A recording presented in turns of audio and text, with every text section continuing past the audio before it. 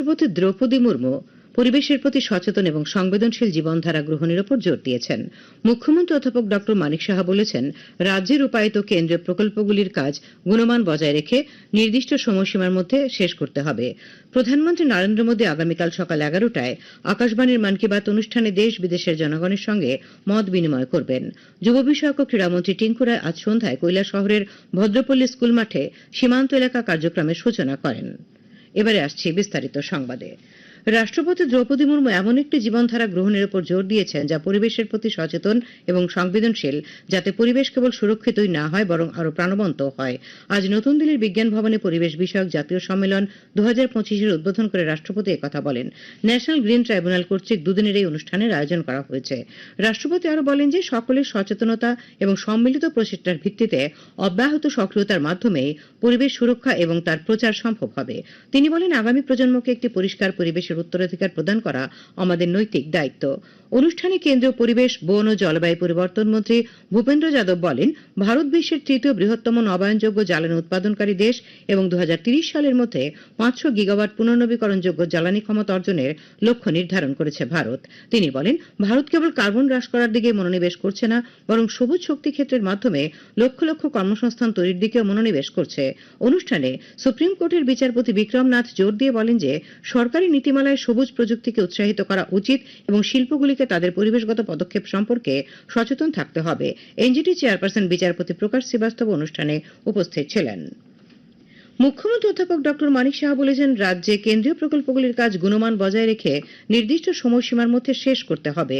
প্রকল্প রূপায়ণকারী সংস্থাগুলিকে এক্ষেত্রে সুনির্দিষ্ট লক্ষ্যমাত্রা স্থির করে কাজ করতে হবে। আজ সচিবালয়ে অনুষ্ঠিত রাজ্যস্তরীয় দিশা কমিটির সভায় মুখ্যমন্ত্রী একথা বলেন। সভায় রাজ্যে চালু কেন্দ্রীয় প্রকল্পগুলির বর্তমান অবস্থা, অগ্রগতি, ভবিষ্যৎ পরিকল্পনা ও নতুন উদ্যোগ সমূহ নিয়ে বিস্তারিত আলোচনা হয়। গ্রাম উন্নয়ন দপ্তরের সচিব অভিষেক সিং জানান, 2021-2022 অর্থবর্ষ থেকে এখন পর্যন্ত রাজ্যে প্রধানমন্ত্রী আবাস যোজনা গ্রামীণে 3,76,000 ঘর অনুমোদিত হয়েছে। এর মধ্যে 3,68,000 ঘর নির্মাণের কাজ শেষ হয়েছে। পিএম জনমান প্রকল্পে রাজ্যে অনুমোদিত 17,241টি ঘরের মধ্যে 8,907টি অর্থাৎ 51% ঘর নির্মাণের কাজ শেষ হয়েছে। ত্রিপুরা গ্রামীণ জীবিকা মিশনে চলতি অর্থবছরে 1,162টি স্বসহায়ক দল গঠন করা হয়েছে এবং পুনরুজ্জীবিত করা হয়েছে। 1,14,000 লাখপতি দিদি করার লক্ষ্যমাত্রা নেওয়া হয়েছে।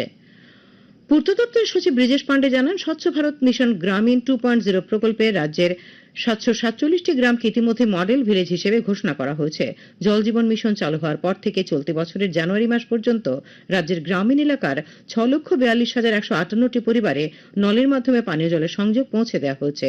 স্বাস্থ্য সচিব কিরণ গিত্তে জানান, আয়ুষ্মান ভারত প্রধানমন্ত্রী জন আরোগ্য যোজনায় রাজ্যের 15,72,000 জন এবং মুখ্যমন্ত্রী জন আরোগ্য যোজনায় 4,94,000 জন আয়ুষ্মান কার্ড পেয়েছেন। সভায় উপস্থিত ছিলেন অর্থমন্ত্রী প্রণজিৎ সিংহ রায়, সাংসদ রাজীব ভট্টাচার্য, বিধায়ক কিশোর বর্মন, বিধায়ক বীরজিৎ সিংহ, মনোজ কান্তি দেব, শৈলেন্দ্র চন্দ্র নাথ, প্রধান মুখ্য বন সংরক্ষক আর কে সামাল প্রমুখ। কৃষিমন্ত্রী রতনলাল নাথ বলেছেন, বিগত 7 বছরে রাজ্যে 19,000 হেক্টর জমি জৈব চাষের আওতায় আনা হয়েছে। আজ সিপাহীজলা জেলার বিশ্রামগঞ্জের আমতলীতে আনারস প্রক্রিয়াকরণ কেন্দ্রের উদ্বোধন করে তিনি এই কথা বলেন। Mission organic value chain development for north eastern region প্রকল্পের আওতায় গড়ে উঠেছে এই প্রক্রিয়াকরণ কেন্দ্রটি। অনুষ্ঠানে উপস্থিত সিপাহীজলা জেলা পরিষদের সভাধিপতি সুপ্রিয়া দাস দত্ত, সহকারী সভাধিপতি পিন্টু আইচি উপস্থিত ছিলেন। কৃষিমন্ত্রী রতনলাল নাথ আজ লেফুঙ্গা ব্লকে ফার্মার প্রডিউসার কোম্পানি তুইবুংমার জৈব চাষের এলাকা পরিদর্শন করেন এবং চাষাবাদ সম্পর্কে অবহিত হন। তিনি জানান, লেফুঙ্গায় আনারস প্রক্রিয়াকরণ কেন্দ্র গড়ে তোলার জন্য 18,75,000 টাকা ও কালেকশন সেন্টারের জন্য 11,25,000 টাকা বরাদ্দ করা হয়েছে। আগামী 19 এপ্রিল থেকে ধর্মনগরে 5 দিন ব্যাপী বইমেলা শুরু হবে। মেলায় প্রতিদিন থাকবে সাংস্কৃতিক অনুষ্ঠান, কবি সম্মেলন, কবি সাহিত্যিকদের আলোচনা। উত্তর ত্রিপুরা জেলা প্রশাসনের উদ্যোগে বইমেলার আয়োজন করা হবে। বিধানসভার অধ্যক্ষ বিশ্ববন্ধু সেনের উদ্যোগে আজ উত্তর জেলার জেলা শাসক কার্যালয়ে বইমেলার প্রস্তুতি সভা অনুষ্ঠিত হয়। খবর প্রচারিত হচ্ছে আকাশবাণীর আগরতলা কেন্দ্র থেকে। আকাশবাণীর সংবাদের আপডেট পেতে লগ ইন করুন www.newsonair.com এবং নিউজ অন এআইআর অ্যাপ এবং টুইটার ও ফেসবুক প্ল্যাটফর্মে এআইআর নিউজ অ্যালার্টসে।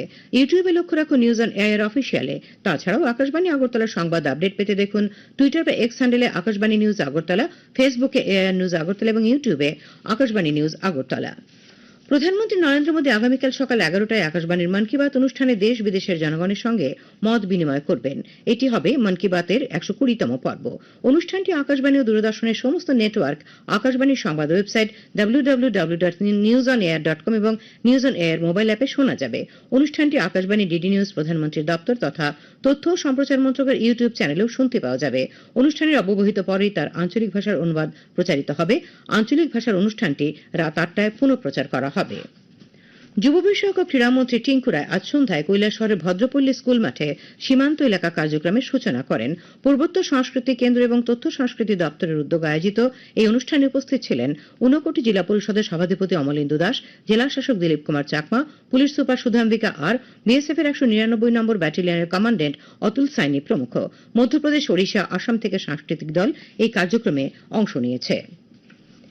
বাঙালির 12 মাসের 13 পার্বণের শেষ পার্বণ চড়ক পূজা বা গাজন উৎসব। তবে আধুনিকতার আশীর্বাদে দিন বদলেছে গাজনের কিছু আচার অনুষ্ঠানও। তবু বদলায়নি লোকের বিশ্বাস আর পার্বণের আকর্ষণ। এই সংস্কৃতিকে বাঁচিয়ে রেখেছেন অনেক গাজন সন্ন্যাসী। এই নিয়ে এখন একটি প্রতিবেদন।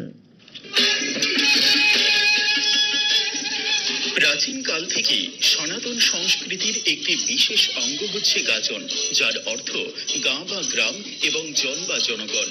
অর্থাৎ গাজন হল গ্রামের জনগণের নিজস্ব সংস্কৃতির উৎসব। চৈত্র মাসের প্রথম দিন থেকে সংক্রান্তি পর্যন্ত গাজন সন্ন্যাসীরা পালা কীর্তন।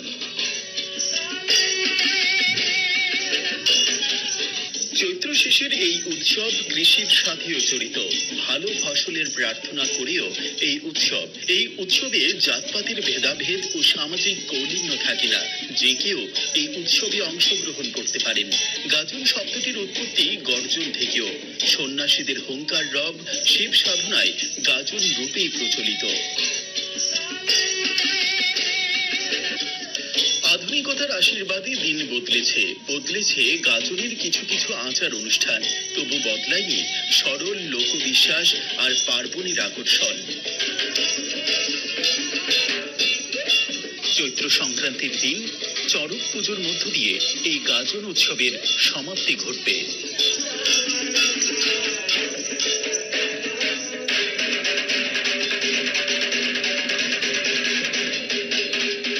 সংবাদ কক্ষ থেকে রাহুল লোধ, আকাশবাণী সংবাদ, আগরতলা। দক্ষিণ জেলার মনপাথর বাজারে সিপিআইএম এর উদ্যোগে আজ বিক্ষোভ মিছিল ও সভা অনুষ্ঠিত হয়। সভায় বক্তব্য রাখেন সিপিআইএম এর দক্ষিণ জেলা কমিটির ভারপ্রাপ্ত সম্পাদক মিহির পাটারি এবং প্রাক্তন এমডিসি পরীক্ষিত মোরা সিং।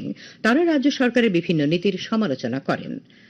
সিপিআইএম এর কৈলাসহর মহকুমা কমিটির পক্ষ থেকে আজ ঊনকোটি জেলার জেলা শাসকের কাছে 5 দফা দাবি পেশ করা হয়। দাবিগুলির মধ্যে রয়েছে বন্যা নিয়ন্ত্রণের চলমান কাজগুলির গুণগত মান বজায় রাখা, সমস্ত স্লুইস গেট পরিষ্কার এবং মেরামতির ব্যবস্থা করা, জল নিষ্কাশনের পাম্পগুলির মেরামত সাধন ইত্যাদি। আজকের কর্মসূচিতে উপস্থিত ছিলেন সিপিআইএম রাজ্য কমিটির সদস্য বিশ্বরূপ গোস্বামী, মহকুমা সম্পাদক অঞ্জন কুমার রায়, নারী নেত্রী আনোয়ারা বেগম প্রমুখ। কৈলাসহর ব্লক কংগ্রেস কমিটির পক্ষ থেকে আজ স্থানীয় পুর পরিষদের মুখ্য কার্যনির্বাহী আধিকারিকের কাছে 8 দফা দাবিতে স্মারকলিপি পেশ করা হয়। দাবিগুলির মধ্যে ছিল পুর পরিষদের সম্পদ করের হার হ্রাস করা, গলি রাস্তা মেরামত করা, পুর এলাকার নালা নর্দমাগুলি পরিষ্কার করা ইত্যাদি। উপস্থিত ছিলেন পিসিসি সদস্য রুদ্রেন্দু ভট্টাচার্য, জেলা কংগ্রেস সভাপতি মোহাম্মদ বদরুজ্জামান, ব্লক কংগ্রেস সভাপতি আশিস সেনগুপ্ত প্রমুখ। আগরতলার কুমারীটিলাস্থিত বিটি কলেজের প্রাকৃতিক উদ্যানে আগামীকাল রাজ্যভিত্তিক বসন্ত উৎসব অনুষ্ঠিত হবে। উদ্বোধন করবেন মুখ্যমন্ত্রী অধ্যাপক ড মানিক সাহা। পশ্চিম ত্রিপুরা জেলা পরিষদের ভারপ্রাপ্ত সভাধিপতি বিশ্বজিৎ শীল এই খবর জানিয়েছেন। খেলার খবর। টিসিএ পরিচালিত তপন স্মৃতি ঘরোয়া নকআউট ক্রিকেট প্রতিযোগিতার আজ 3টি খেলা হয়। এমবিবি স্টেডিয়ামে হারভে ক্লাব সুপার ওভারে চলমান সংখ্যকে, নরসিংগড়ের টিআইটি মাঠে জয়নগর ক্রিকেট ক্লাব 7 উইকেটে বনমালীপুর ক্রিকেট ক্লাবকে এবং পিটিএ মাঠে মৌচা ক্লাব 23 রানে পোলস্টার ক্লাবকে পরাজিত করে। আবহাওয়া। আগামীকাল আকাশ পরিষ্কার থাকবে। তাপমাত্রা সর্বোচ্চ 36 ডিগ্রি সেলসিয়াস এবং সর্বনিম্ন 26 ডিগ্রি সেলসিয়াসের কাছাকাছি থাকতে পারে। আজ দিনের সর্বোচ্চ তাপমাত্রা ছিল 36.4 ডিগ্রি সেলসিয়াস এবং সর্বনিম্ন 25.8 ডিগ্রি সেলসিয়াস। আগামী 24 ঘন্টায় রাজ্যের সব জেলায় 2-1 জায়গায় গরম এবং বাতাসে আর্দ্রতার পরিমাণ বেশি থাকার সতর্কতা জারি করা হয়েছে। শেষ করার আগে খবরের বিশেষ অংশগুলি আরেকবার। রাষ্ট্রপতি দ্রৌপদী মুর্মু পরিবেশের প্রতি সচেতন এবং সংবেদনশীল জীবনধারা গ্রহণের উপর জোর দিয়েছেন। মুখ্যমন্ত্রী অধ্যাপক ডক্টর মানিক সাহা বলেছেন, রাজ্যের রূপায়িত কেন্দ্রীয় প্রকল্পগুলির কাজ গুণমান বজায় রেখে নির্দিষ্ট সময়সীমার মধ্যে শেষ করতে হবে। প্রধানমন্ত্রী নরেন্দ্র মোদী আগামীকাল সকাল 11টায় আকাশবাণীর মন কি বাত অনুষ্ঠানে দেশ বিদেশের জনগণের সঙ্গে মত বিনিময় করবেন। যুব বিষয়ক ও ক্রীড়ামন্ত্রী টিঙ্কু রায় আজ কৈলাস শহরে সীমান্ত এলাকা কার্যক্রমের সূচনা করেন। স্থানীয় সংবাদ আজকের মতো এখানেই শেষ হলো। পরবর্তী বাংলা স্থানীয় সংবাদ শোনা যাবে আগামীকাল সকাল 7:35 মিনিটে।